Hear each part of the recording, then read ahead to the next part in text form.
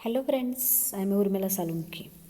आज हम देखने वाले हैं 7वीं कक्षा से पाठ्यपूरक पुस्तक बाल महाभारत कथा से। पहले हम देखेंगे महाभारत कथा।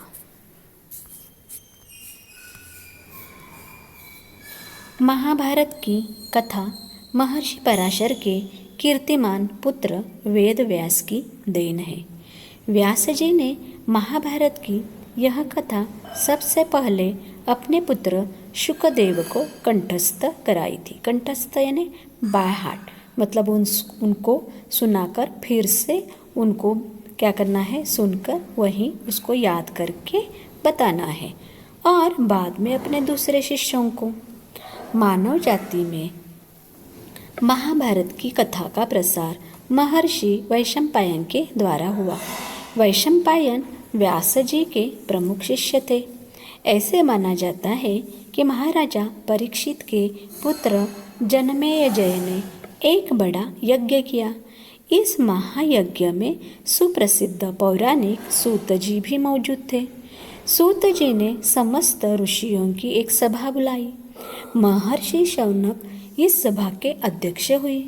सूत जी ने ऋषियों की सभा में महाभारत की कथा प्रारंभ की। महाराजा शांतनु के बाद उनके पुत्र चित्रांगद हस्तिनापुर की गद्दी पर बैठे।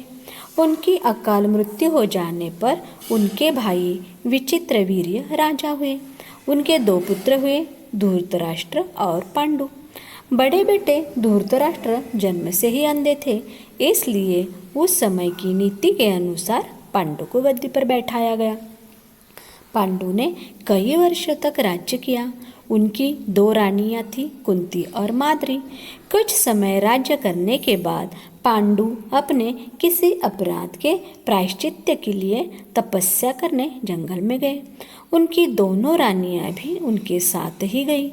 वनवास के समय कुंती और माद्री ने 5 पांडवों को जन्म दिया। कुछ समय बाद पांडु की मृत्यु हो गई। 5 अनाथ बच्चों का वन के ऋषि मुनियों ने पालन पोषण किया और पढ़ाया लिखाया। जब युधिष्ठिर 16 वर्ष के हुए तो ऋषियों ने 5 कुमारों को हस्तिनापुर ले जाकर पितामह भीष्म को सौंप दिया। 5 पांडव बुद्धि से तेज और शरीर से बलि थे। उनकी प्रखर बुद्धि और मधुर स्वभाव ने सबको मोह लिया था। मोह लेना, अट्रैक्ट करना।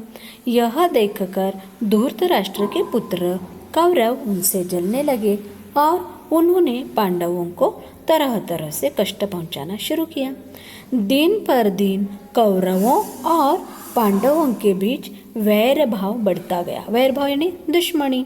अंत में पितामह भीष्म ने दोनों को किसी तरह समझाया और उनके बीच संधि कराई। संधि यानी कॉम्प्रोमाइज।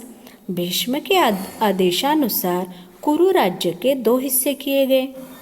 कौरव हस्तिनापुर में ही राज करते रहे और पांडवों को एक अलग राज्य दे दिया गया, जो आगे चलकर इंद्रप्रस्थ के नाम से मशहूर हुआ। इस प्रकार कुछ दिन शांति रही। उन दिनों राजा लोगों में चौसर खेलने का आम रिवाज था। राज्य तक की बाजियां लगा दी जाती थी।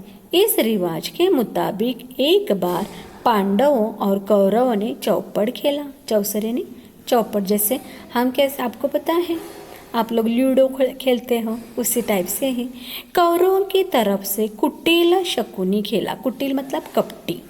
उसने युधिष्ठिर को हरा दिया। इसके फलस्वरूप पांडवों का राज्य छीन गया और उनको 13 वर्ष का वनवास भोगना पड़ा। उसमें यह शर्त यानी अट यह भी थी कि 12 वर्ष के वनवास के बाद 1 वर्ष का अज्ञातवास।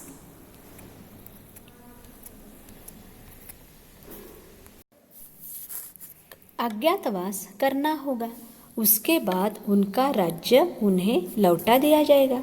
द्रौपदी के साथ 5 पांडव 12 वर्ष वनवास और 1 वर्ष अज्ञातवास में बिताकर वापस लौटे। अज्ञातवास मतलब उनके बारे में किसी को भी बिल्कुल भी जानकारी नहीं होनी चाहिए कि वो कहाँ पर है। पर लालची दुर्योधन ने लिया हुआ राज्य वापस करने से इनकार कर दिया। अतः पांडवों को अपने राज्य के लिए लड़ना पड़ा।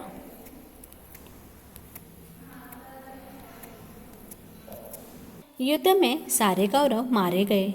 तब पांडव उस विशाल साम्राज्य के स्वामी हुए। इसके बाद 37